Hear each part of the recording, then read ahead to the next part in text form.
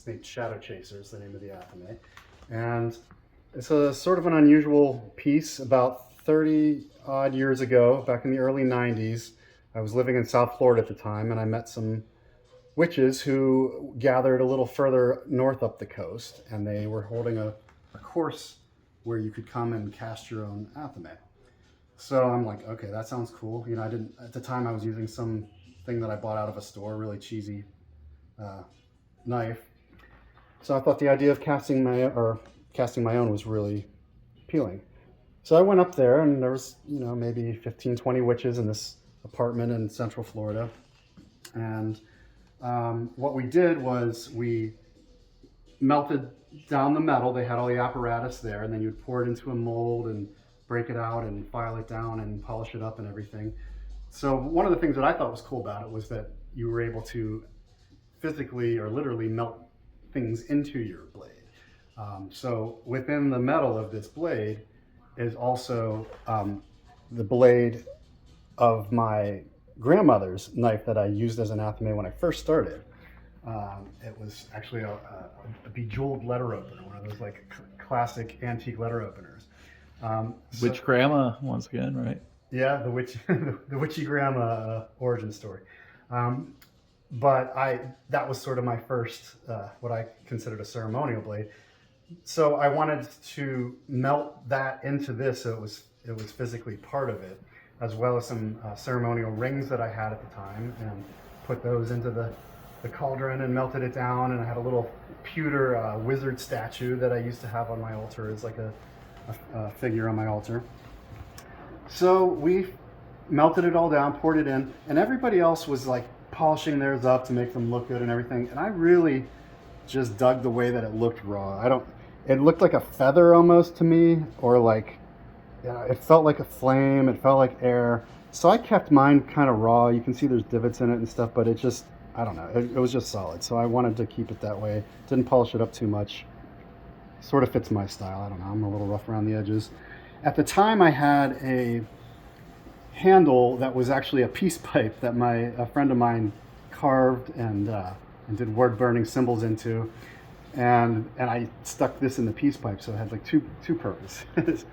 And I was thinking, you know, laser pointers were just starting to come out. They were about $100 or something back then, if you can imagine. Now that you just get them at the pet food store. But I had this apparatus with this blade and a big wooden handle, and I affixed this laser pointer to it. So when I'm, you know, learning to cast my circles, I had laser shooting out on the floor. You know, they always talk about imagining, you know, where you're cutting between worlds. So I thought, okay, I'll have an actual like little guide like people have on their guns when they're like trying to find a target. That's so cool.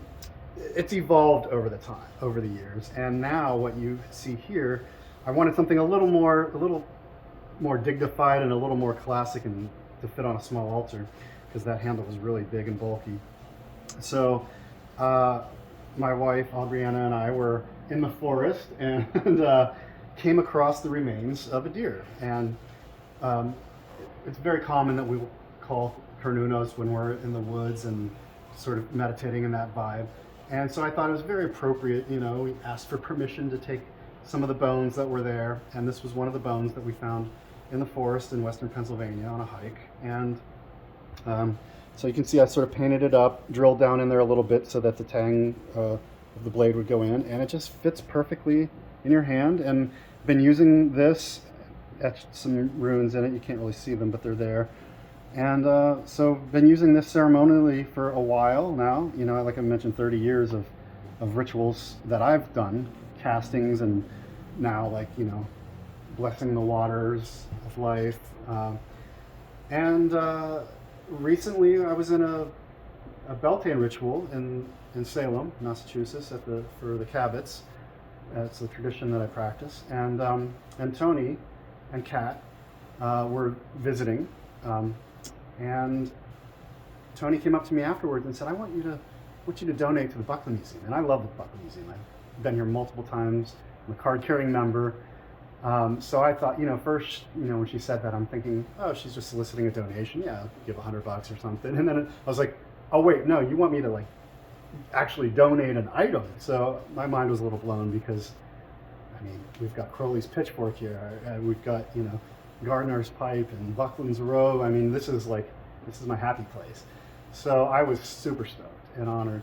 And I went and made a little box to hold it in, you know, and put a spell in there and had a ritual to say goodbye to it. On the last full moon, we sort of ground the energy and, you know, reminisced. You know, you get attached to tools after so long. So, so yeah, after the ceremony, we went and plunged it into the earth, and that was it.